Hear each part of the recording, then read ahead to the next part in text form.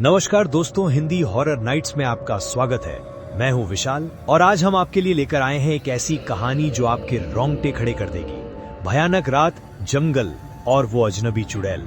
एक ऐसी कहानी जो हमारे ग्रामीण परिवेश के अंधविश्वासों और रहस्यों को दर्शाती है। और मैं हूं अनुष्का। क्या आपने कभी अंधेरे जंगल में अकेले सफर किया है? क्या आपने कभी वो आवाजें सुनी हैं जो सिर्फ सुनसान रातों में ही सुनाई देती है? आज की कहानी एक ऐसे व्यक्ति की है जिसने शहर की चकाचौंध छोड़कर एक अनजान गांव का सफर किया और फिर उसके साथ ऐसा कुछ हुआ कि रोहन की जिंदगी मुंबई की रफ्तार से कदम मिलाती थी। ऊंची इमारतें, गाड़ियों का शोर और कभी ना खत्म होने वाली भागदौड़। उसके लिए गांव, खेत खलियान और शांत रातें बस किस्से कहानियों की बातें थी। लेकिन जिंदगी कब कौन सा मोड़ ले ले कौन जानता है। एक शाम जब वो अपनी कॉर्पोरेट नौकरी की थकान मिटाने के लिए कॉफी पी रहा था, उसके फोन की घंटी बजी।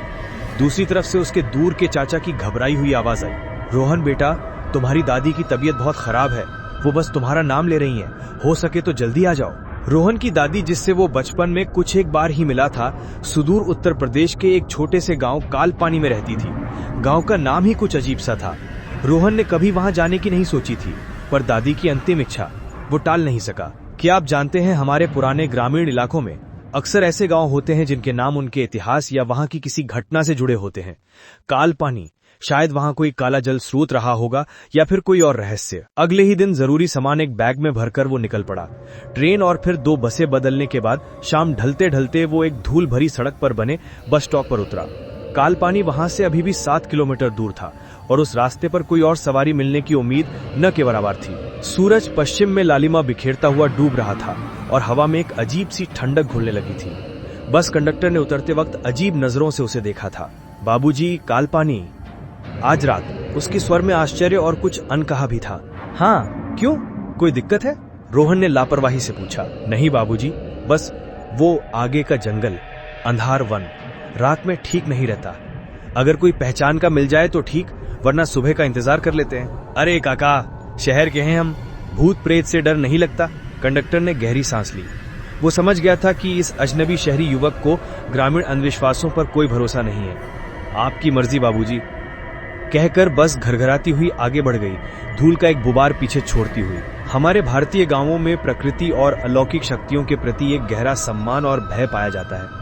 ये भय सैकड़ों वर्षों के अनुभवों और कहानियों से बना है, लेकिन आधुनिक शहरी जीवन में पले बढ़े लोग इन्हें अक्सर अंधविश्वास मानकर नजरअंदाज कर देते हैं। रोहन ने अपना बैग कंधे पर ठीक किया और कालपानी की ओर जाने वाले कच्चे रास्ते पर कदम बढ़ा दिए। रास्ता वाकई सुनसान था। दोनों ओर घने पेड़ और झाड़ियां ऐसे खड़ी थी मानो किसी रहस्य को अपने सीने में दबाए हों। जैसे जैसे अंधेरा गहराता गया, झिंगुरों की आवाज तेज होती गई और दूर कहीं सियारों के हुआ हुआ करने की आवाजें भी आने लगी। रोहन का शहरी दिल पहली बार थोड़ी घबराहट महसूस कर रहा था, पर उसने इसे जाहिर नहीं होने दिया। लगभग 2 किलोमीटर चलने के बाद वो अंधार वन के मुहाने पर पहुंचा। नाम के अनुरूप ही वो जंगल घना और अंधकारमय था। पेड़ों की शाखाएं आपस में ऐसे गुथी हुई थी कि हल्की रोशनी भी जमीन तक मुश्किल से पहुंच पा रही थी। जंगल में प्रवेश करते ही तापमान में अचानक गिरावट महसूस हुई और हवा में एक अजीब सी नमी और सड़न की गंध घुल गई। रोहन ने मोबाइल निकालकर टॉर्च जलाई। उसकी रोशनी में पेड़ और भी भयानक लग रहे थे। उनकी टेढ़ी मेढ़ी शाखाएं किसी दैत्य के हाथों जैसी फैली हुई थीं। हर आहट पर उसके कान खड़े हो जाते।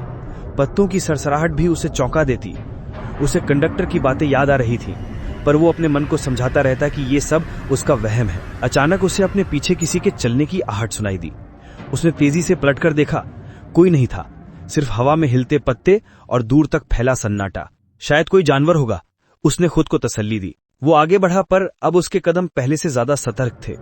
उसे महसूस हो रहा था जैसे उसे कोई देख रहा है, कोई अदृश्य शक्ति उसके हर कदम पर नजर रख रही है। और फिर अचानक से उसे एक हल्की सी चीख सुनाई दी, एक औरत की चीख। उसने चारों तरफ देखा, लेकिन कोई नहीं दिखा। आवाज जंगल की गहराई से आ रही थी। उसकी धड़कन तेज हो गई। क्या वो मदद के लिए जाए या फिर अपना रास्ता जारी रखे?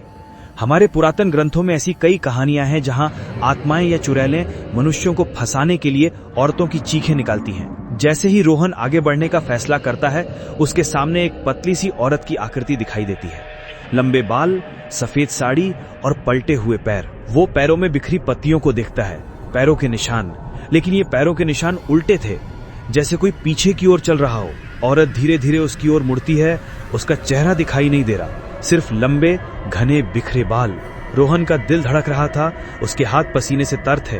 वो थोड़ा पीछे हटता है और अचानक उसका पैर एक पत्थर से टकराता है। वो गिरने से बचा, लेकिन इस छोटी सी हलचल के साथ ही वो आकृति एक झटके से उसकी ओर मुड़ी। क्या होगा आगे? क्या रोहन बच पाएगा या फिर वो उस अजनबी चुड़ैल का शिकार बन जाएगा? हमारे देश की लोक कथाएं चुड़ैलों और प्रेतात्माओं से भरी पड़ी हैं, जो अक्सर अकेले रात में सफर कर रहे लोगों को अपना शिकार बनाती हैं। इस मयस्मयी कहानी का अंत जानने के लिए आप हमारे अगले एपिसोड का इंतजार करें।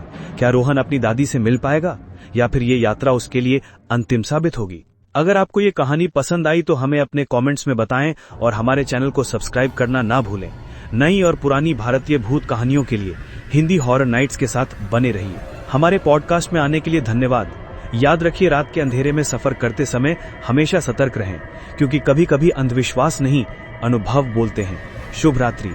हिंदी हॉरर नाइट्स के साथ फिर मिलेंगे अगली किसी भयानक कहानी के साथ। तब तक सावधान रहें, सुरक्षित रहें।